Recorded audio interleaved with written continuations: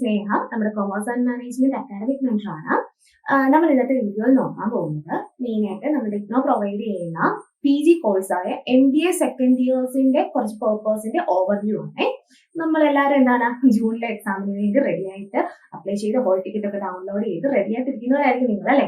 അപ്പം നമ്മുടെ സ്റ്റഡീസ് എത്രത്തോളമായി അല്ലെങ്കിൽ ഓൾറെഡി കവർ ചെയ്ത് വെച്ചിരിക്കുന്നവർ കാണും. ഇനി ആദ്യം തൊട്ട് ഒന്ന് ഓടിച്ചിട്ട് നോക്കി പോയി പരീക്ഷ എഴുതാൻ പ്രിപ്പയർ ചെയ്ത് അല്ലെങ്കിൽ അങ്ങനെ പ്ലാൻ ചെയ്തിരിക്കുന്നവർ കാണും. അപ്പം നിങ്ങളെ സംബന്ധിച്ച് ഏതൊക്കെ പോർഷൻസ് കൂടുതലായിട്ട് ഹൈലൈറ്റ് ചെയ്യണം, അല്ലെങ്കിൽ എങ്ങനത്തെ പേപ്പേഴ്സ് ആണ് നമുക്ക് ഓൾറെഡി ഉള്ളത്, അങ്ങനെയുള്ള ഒരു ജനറൽ ഒരു ഓവർവ്യൂ ആയിരിക്കും ഈ ഒരു വീഡിയോയിൽ വരിക. അതില് നമുക്ക് സ്റ്റാർട്ട് ചെയ്ത് കഴിഞ്ഞാൽ നമുക്ക് എന്താണ് എല്ലാ സെമ്മിലും 7 സബ്ജക്ട്സ് വെച്ചാണ് നമ്മൾ കവർ ചെയ്ത് പോകുന്നത് PGക്ക്, അല്ലേ?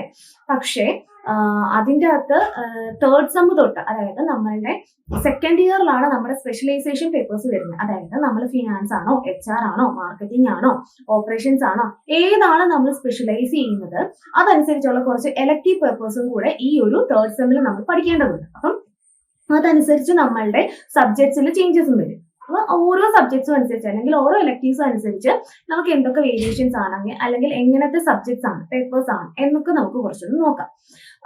ഫസ്റ്റ്ലി പറഞ്ഞു കഴിഞ്ഞാൽ എല്ലാ സെമ്മിലും 7 സബ്ജക്ട് ആണെങ്കിലും തേർഡ് സെമസ്റ്ററുകാരെ വെച്ച് നോക്കിക്കഴിഞ്ഞാൽ 6 സബ്ജക്ട്സും ഒരു പ്രൊജക്റ്റും ആണ് വരുന്നത്. അതായത് 3 കോർ പേപ്പേഴ്സ് ആണ് മെയിൻലി വരുന്നത്. അതിൽ ഒന്നെന്ന് പറയുന്നത് നമ്മുടെ പ്രൊജക്റ്റ് ആണ്. പ്രൊജക്ട് ഓൾറെഡി നിങ്ങൾക്ക് ഇൻസ്ട്രക്ഷൻസും കാര്യങ്ങളും ഇപ്പം പ്രത്യേകിച്ച് ലാംഗ്വേജിലെ സ്റ്റുഡൻസിനെ സംബന്ധിച്ച് അവർ ഓൾറെഡി സിനോപ്സിസ് ഒക്കെ സബ്മിറ്റ് ചെയ്തവരുണ്ട്, ഓൺ പ്രോസസ്സിലുള്ളവരുണ്ട്.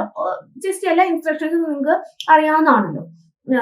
സിനോപ്സിസ് റെഡിയാക്കി സബ്മിറ്റ് ചെയ്യുന്ന ഒരു സമയമാണ് ഈ ഒരു തേർഡ് സെം എന്ന് പറയുന്നത്.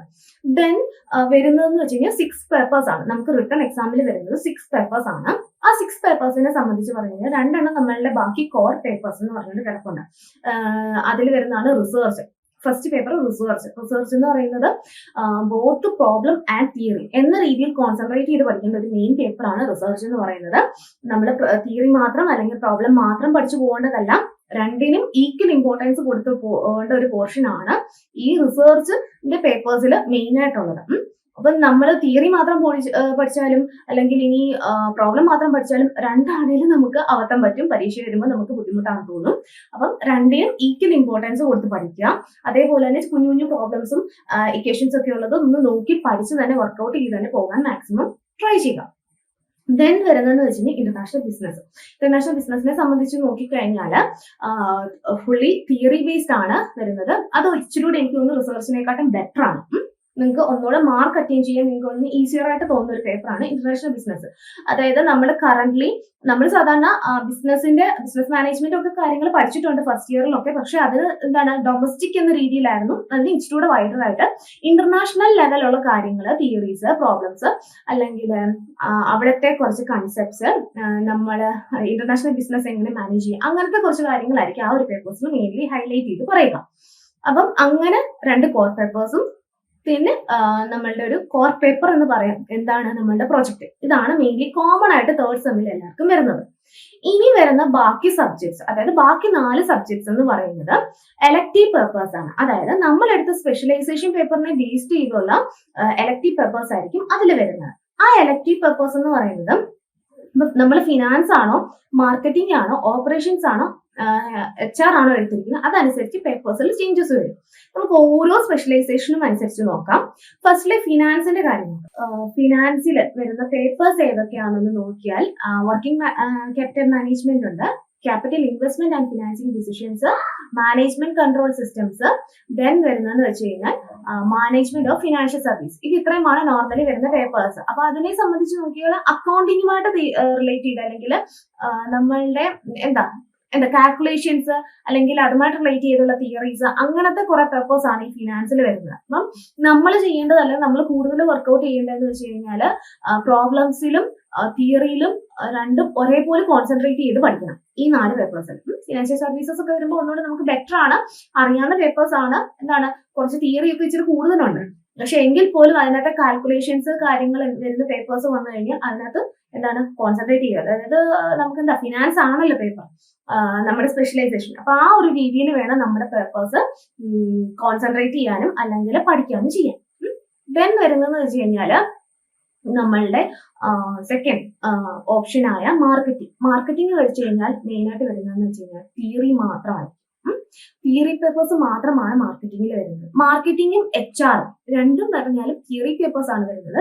അതിന്റെ മാർക്കറ്റിംഗിനെ സംബന്ധിച്ച് പറഞ്ഞു കഴിഞ്ഞാൽ കൺസ്യൂമർ ബിഹേവിയർ ഉണ്ട്, sales management, product and brand management, marketing or service. ഇങ്ങനെ 4 പേപ്പേഴ്സ് ആണ് നമുക്ക് തേർഡ് സെമ്മിൽ വരുന്നത്. അതിനെ സംബന്ധിച്ച് പറയുകയാണെങ്കിൽ ഈ 4 സബ്ജക്ട്സിലും എന്താണ് നമുക്ക് കോമൺ ആയിട്ട് വരുന്ന എന്ന് വെച്ച് കഴിഞ്ഞാൽ നമുക്ക് ഡേ ടു ഡേ ലൈഫിൽ അല്ലെങ്കിൽ ജസ്റ്റ് ഒന്ന് വായിച്ചു നോക്കിയാൽ പോലും എഴുതിയെടുക്കാൻ പറ്റുന്ന അല്ലെങ്കിൽ ഒന്ന് ആൻസർ ചെയ്യാൻ പറ്റുന്ന രീതിയിലുള്ള പേപ്പേഴ്സ് ആണ് ഈ 4 എലക്ടീവ്സിൽ വരുന്നത്. ഇനി അതേസമയം HR-നെ സംബന്ധിച്ച് നോക്കിക്കഴിഞ്ഞാൽ, അതായത് ഹ്യൂമൻ റിസോഴ്സ് ആണ് എടുത്തിരിക്കുന്നതെങ്കിൽ നമുക്ക് വരുന്ന പേപ്പേഴ്സ് ഏതൊക്കെയാ? ഓർഗനൈസേഷൻ തിയറി ഉണ്ട്, HR ഡെവലപ്മെന്റ് ഉണ്ട്, ഇൻഡസ്ട്രിയൽ എംപ്ലോയി റിലേഷൻസ് ഉണ്ട്, പിന്നെ അങ്ങനെ കോമ്പൻസേഷൻ ആൻഡ് റിവ്യൂ മാനേജ്മെന്റ് എന്നുള്ള പേപ്പേഴ്സ് ഒക്കെയാണ് വരുന്നത്. അതിലൊക്കെ വരുമ്പോൾ ഒന്നുകൂടെ ഒരു പ്രാക്ടിക്കൽ ആപ്ലിക്കേഷൻ അതിനകത്ത് വരുന്നുണ്ട്. അതായത് നമ്മളിപ്പോൾ ഓൾറെഡി വർക്ക് ചെയ്യുന്നവരാണ്. അപ്പൊ എങ്ങനെയാണോ നമ്മുടെ സിറ്റുവേഷൻ അതനുസരിച്ച് അതിനെ ബേസ് ചെയ്ത് നമ്മൾ ഇച്ചിരി കൂടെ അത് ഡിപ്പെൻഡ് ചെയ്ത് കുറച്ച് കണക്ട് ചെയ്ത് എഴുതേണ്ടത്. നമുക്ക് അങ്ങനെ എലാബറേറ്റ് ചെയ്ത് കുറച്ച് ആൻസേഴ്സ് എഴുതാൻ പറ്റുന്ന പേപ്പേഴ്സ് ആണ് ഈ HR-ൽ വരുന്നത്. അപ്പൊ നിങ്ങൾ അതിൽ കോൺസെൻട്രേറ്റ് ചെയ്യുമ്പോൾ അല്ലെങ്കിൽ ചെയ്യുമ്പം എന്താണ് നമ്മളുടെ ഈ ഒരു പ്രാക്ടിക്കൽ എക്സ്പീരിയൻസും കൂടെ ഇൻക്ലൂഡ് ചെയ്ത് അല്ലെങ്കിൽ ഡേ ടു ഡേ ലൈഫിൽ അപ്ഡേറ്റ് ചെയ്ത് നമുക്ക് അറിയാവുന്ന കുറച്ച് മാറ്റേഴ്സും കൂടെ ഇൻക്ലൂഡ് ചെയ്ത് ആൻസേഴ്സ് എഴുതാൻ മാക്സിമം ട്രൈ ചെയ്യുക ഈ HR-ന്റെ കേസിൽ. ദെൻ വരുന്നതെന്ന് വെച്ച് കഴിഞ്ഞാൽ ഓപ്പറേഷൻസ് വളരെ കുറച്ച് പേരായിരിക്കും ചൂസ് ചെയ്തിട്ടുള്ളത്. ഓപ്പറേഷൻസിനെ സംബന്ധിച്ച് നോക്കിക്കഴിഞ്ഞാൽ മെയിൻ ആയിട്ട് പറയാനുള്ള ഒറ്റ ഇതേ ഉള്ളൂ, ന്യൂലി സബ്ജക്ട്സ് ആയിരിക്കും മിക്കപ്പോഴും. അതിൽ ചില പേപ്പേഴ്സ് നമുക്ക് സെക്കൻഡ് സെമ്മിന്റെ ഒരു കണ്ടിന്യൂഷൻ പോലെ തോന്നും, പക്ഷെ എന്നാലും എന്താണ് നമുക്ക് ന്യൂലി പേപ്പേഴ്സ് എന്ന് പറയാം. അതിൽ ഓപ്പറേഷൻസ് റിസർച്ച് ഉണ്ട്, project management, logistic supply management, material management, ഇങ്ങനത്തെ കുറച്ച് പേപ്പേഴ്സ് ആണ് വരുന്നത്. എല്ലാം എന്താണ് ഒറ്റയ്ക്ക് ചുമ്മാ വായിച്ച് നോക്കിയിട്ട് എഴുതാൻ പറ്റത്തില്ല. കാരണം എന്തൊക്കെയോ പുതിയ പുതിയ സംഗതികളുണ്ട് അതിനകത്ത്. ചിലത് നമുക്ക് അറിയാം, ചിലത് നമുക്ക് എന്താണ് ഒന്ന് വായിച്ചാൽ മനസ്സിലാവുന്നതായിരിക്കും, ചിലത് ടോട്ടലി നമുക്ക് പുതിയൊരു കൺസെപ്റ്റ്സും കാര്യങ്ങളും ഒക്കെ ആയിരിക്കും. അത് നമ്മൾ എന്ത് ചെയ്യണം, പഠിച്ചു നോക്കി വായിച്ചു നോക്കി തന്നെ നമ്മൾ പ്രിപ്പയർ ചെയ്ത് പോയി എഴുതണം. അപ്പൊ നമ്മൾ എഴുതുന്ന ഓരോ ആൻസേഴ്സും ഓരോ ക്വസ്റ്റ്യൻസും എന്താണ് വെൽ പ്ലാൻഡ് ആയിട്ട് രീതിയിൽ, അതായത് പ്രീവിയസ് ഇയറിൽ ചോദിച്ചിരിക്കുന്ന ചോദ്യങ്ങൾ എങ്ങനെയൊക്കെയാണ്, നമ്മളുടെ PYQയും കാര്യങ്ങളൊക്കെ ഉണ്ടല്ലോ, അതിനെയൊക്കെ കൂടുതൽ ഡിപ്പെൻഡ് ചെയ്ത് നമ്മൾ എങ്ങനെയാണ് ആൻസർ ചെയ്യേണ്ടത്, ഏതൊക്കെ പോയിന്റ്സ് ഇൻക്ലൂഡ് ചെയ്യണം, അല്ലെങ്കിൽ ഏതൊക്കെ ടോപ്പിക്സിൽ കൂടുതൽ നമ്മൾ ഹൈലൈറ്റ് ചെയ്ത് പഠിക്കേണ്ടതുണ്ട്, അങ്ങനത്തെ പോർഷൻസ് കൂടുതലായിട്ട് നോക്കി കോൺസെൻട്രേറ്റ് ചെയ്ത് പഠിച്ചു കഴിഞ്ഞാൽ നല്ലൊരു സ്കോർ അറ്റൈൻ ചെയ്യാൻ നമുക്ക് എന്ത് വേണേലും പറ്റും. അപ്പൊ നിങ്ങൾ പഠിക്കുമ്പോൾ ഈ ഒരു രീതിയിൽ ചാർട്ട് ചെയ്ത് പഠിക്കാൻ നോക്കുക.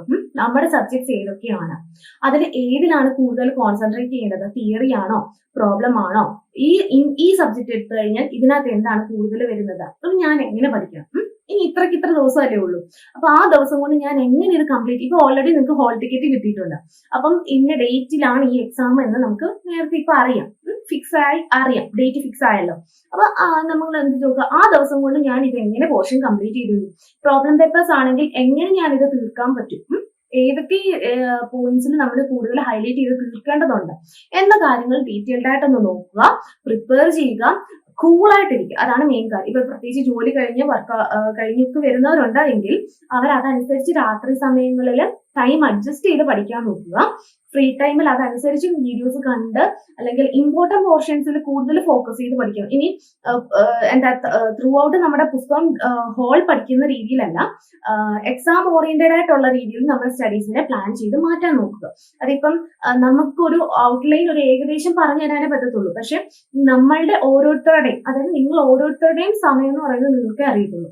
ഓൾറെഡി വീട്ടിലായിരിക്കാം, ജോലിയിലായിരിക്കാം, അല്ലെങ്കിൽ ബിസി ലൈഫായിരിക്കാം, ഫാമിലി മാറ്റേഴ്സ് കാണും, എന്താണോ നിങ്ങൾക്കുള്ള മാറ്റേഴ്സ് അതനുസരിച്ച് നിങ്ങളുടെ ടൈം അഡ്ജസ്റ്റ് ചെയ്യുക. സ്റ്റഡി ടൈം ടേബിൾ നിങ്ങൾ തന്നെ അഡ്ജസ്റ്റ് ചെയ്യുക. ആ രീതിയിൽ പഠിച്ചു കഴിഞ്ഞാൽ, നമ്മളൊരു വെൽ പ്ലാൻഡ് ആയിട്ട് പഠിച്ചു കഴിഞ്ഞാൽ എന്താണ് നല്ലൊരു റിസൾട്ട് അല്ലെങ്കിൽ നല്ലൊരു മാർക്ക് സ്കോർ ചെയ്യാൻ നിങ്ങൾക്ക് പറ്റും. എല്ലാവർക്കും നല്ലൊരു എക്സാം ആയിരിക്കട്ടെ, നല്ല രീതിയിൽ ആൻസേഴ്സ് എഴുതാൻ പറ്റട്ടെ, നല്ലൊരു എക്സാംസ് വിഷ് ചെയ്തുകൊണ്ട് ഞാൻ നിർത്തുന്നു. Wish you all the best.